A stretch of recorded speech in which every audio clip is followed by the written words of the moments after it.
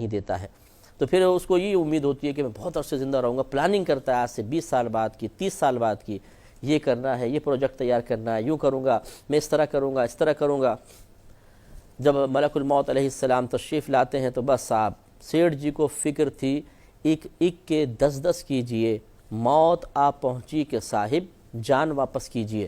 تو ملک الموت علیہ السلام آنے کے بعد پھر ایک لمحہ مہلت نہیں دیتے، اربوں خربوں جمع کرنے والا، جس نے فراڈ کے ذریعے، جھوٹ کے ذریعے، دل آزاریوں کے ذریعے دوسروں کو ذلت میں مبتلا کر کے اس نے پیسہ کمایا، اس وبال کے ساتھ قبر میں چلا جاتا ہے۔ لوگ دیکھتے ہیں بڑا شاندار جنازہ ہے اور بڑی پبلک ہے،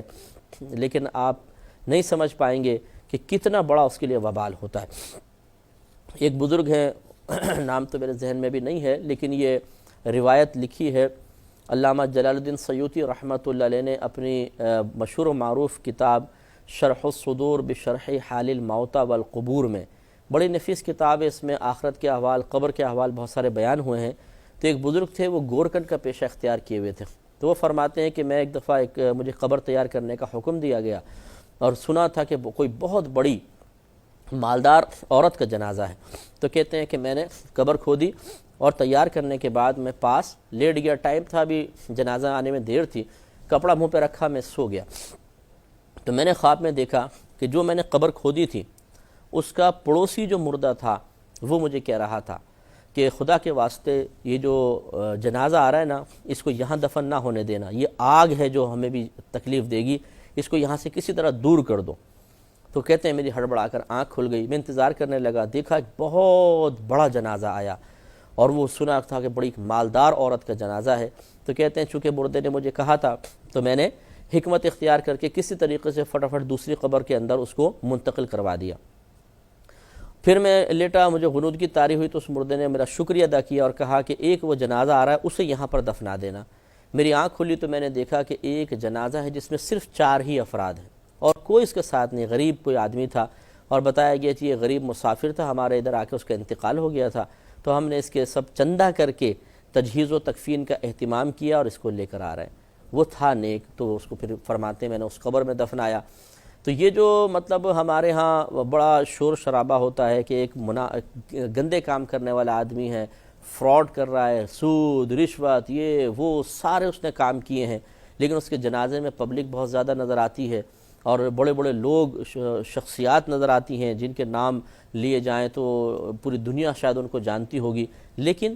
کیا واقعی وہ قبر میں جا کے راحت پائیں گے، اس کی کوئی گارنٹی نہیں ہے۔ ہوتا ہے کہ بعض اوقات انسان غلط کام کرتا ہے اور پھر قبر میں جانے کے بعد اس کا خمیازہ بھگت رہا ہوتا ہے، ہم اس پہ رشک کر رہے ہوتے ہیں لیکن حقیقتاً وہ قابل رشک نہیں ہوتا۔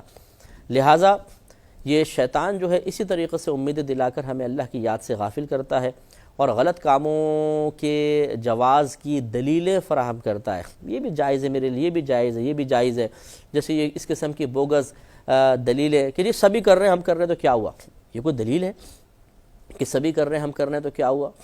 اگر آپ یہ کہہ رہے ہیں کہ سبھی کر رہے ہیں ہم کر رہے ہیں تو کیا ہوا، تو یہ دوسرے کے حق میں بھی قبول کر لیجئے۔ ایک شخص اگر آپ کے گھر میں آ کے ڈاکہ مارتا ہے اور کہتا ہے جی سبھی ڈاکہ مار رہے ہیں کہ میں نے مار لیا تو کیا ہوا، تو آپ کو کہنا چاہیے ٹھیک ہے، بالکل صحیح کہہ رہے ہو بھائی، اور ڈاکہ مار لو، لیکن آپ اس کی اس بات کو تسلیم نہیں کرتے، بلکہ آپ اسے غلط مانیں گے، موقع ملے گا تو اسے جان سے بھی مار دیں گے اور یا پھر اس کو پولیس کے حوالے کریں گے۔ کیوں؟ اس کے اس قول کو آپ نے قبول نہیں کیا، اس لیے کہ یہ آپ نہیں کہہ رہے بلکہ سامنے والا کہہ رہا ہے، اور آپ اپنے لیے ایک ناجائز کام کو صرف اس وجہ سے جائز قرار دے رہے ہیں کہ دوسرے سب لوگ کر رہے ہیں۔ تو یہ آپ غور کریں گے کہ جب کوئی انسان قرآن و حدیث کو چھوڑ کر کوئی اور راستہ اختیار کرے گا تو ایک وقت آئے گا کہ اس کو ضرور لاجواب ہونا پڑے گا اور اس کے پاس کوئی جواب نہیں ہوگا۔ جب دنیا میں آپ کے پاس جواب نہیں ہے تو خود سوچئے بارگاہ الہی میں حاضر ہو جانے کے بعد کون سی تیزی، تراری، چالاکی آپ کے اندر پیدا ہو جائے گی کہ آپ معاذ اللہ ثم معاذ اللہ تبارک و تعالیٰ کو